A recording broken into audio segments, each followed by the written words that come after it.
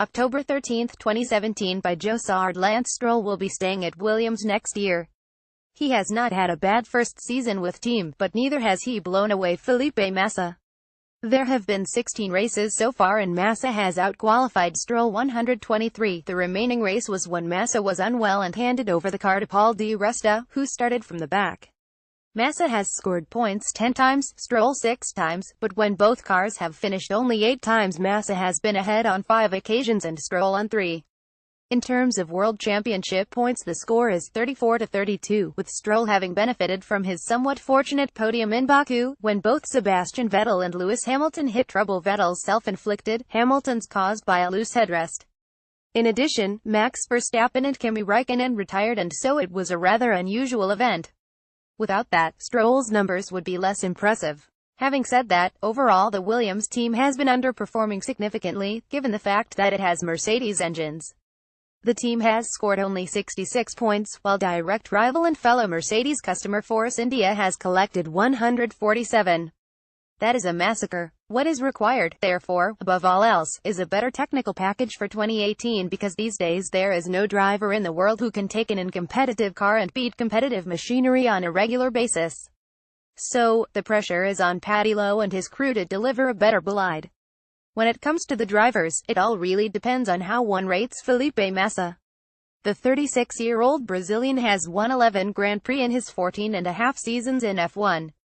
His last victory was his most famous one, in Brazil 2008, when he seemed to be world champion for a few seconds before Lewis Hamilton snatched it from him. In 2009, Felipe suffered significant head injuries when he was hit by a flying part that had come off another car. He returned to Ferrari in 2010 but has never won since. He joined Williams in 2014 and is popular with the team and with the sponsors, but was not going to be retained this year. The score in qualifying was 174 in favor of Valtteri Bottas and he retired. The only other option was to be dumped. Nico Rosberg's shock decision to quit handed Massa a second chance as Bottas went to Mercedes, leaving Williams with a seat to fill. It is always difficult to put drivers into a pecking order, particularly as they develop over the time, but on paper Bottas was better than Massa and he is better than Stroll, and thus in F1 terms Stroll is no match for Bottas, who has not been as competitive as Lewis Hamilton. In other words, Stroll is not another Hamilton. And what Williams needs is a driver who will not only score well, but also motivate the workforce and drive the team forward. Keeping Massa is unlikely to do that. Paul di Resta, the team's reserve driver, who has been out of F1 races since 2013 except for his own race, is stand-in for Massa. Prior to that he had a largely unsuccessful 3-year stint with Force India, being in the shadow of Adrian Sutil in 2011 and Nico Hülkenberg in 2012, but then beating Sutil in 2013. He then returned to his career in DTM. In his favor are the facts that he is British and over 25, which is important to the team's title sponsor Martini.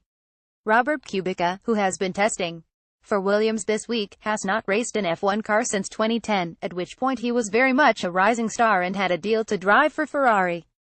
He lost it all when he hurt himself very badly in an accident while competing on a minor rally in Italy. His right arm was significantly damaged and it is only after a string of operations that he has got to a point where he can drive an F1 car again. He has to convince the team that he still has all the necessary elements to be an F1 star despite, in effect, driving with one arm. It would be a great fairy tale if it were to come true, but Robert needs to be convinced Williams that he is the man it needs. The downside for Robert is that Renault had the chance to take him in 2018 and did not do so. The final option appears to be Pascal Wehrlein, who has driven well this year with Sauber. He's young and he's strong, but there seems to be little interest at Sauber to keep him because it has thrown its lot in with Maranello and is expected to take Ferrari youngsters Charles Leclerc and Antonio Giovinazzi next year.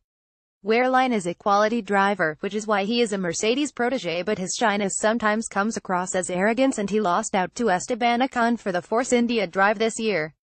He is probably the best for Williams, if Mercedes is willing to provide practical support. The question Mercedes has to answer is whether it has too many young drivers. There are Ocon and the young George Russell, and it is no secret that the team's first choice as a replacement for Lewis Hamilton or Valtteri Bottas is Max Verstappen. One can envisage a future lineup of Verstappen-Ocon in the mid-term. In the end we might end up with a 3-driver combination with 2 actually driving and the third being used as an ambassador as Mika Hakkinen is used by Johnny Walker. Martini wants a driver over 25 to help sell its vermouth, and Stroll wearline is too young a combination. If one looks at the use of Martini branding, one sees Massa is full kit and Stroll with different shirts and caps, although the cars remain the same. This is because the alcohol industry has a voluntary agreement not to use stars models under 25 to promote its goods. Thus Massa does the Martini work. Without him, neither driver could do it, but he could stay on if it suited him as a Martini salesman.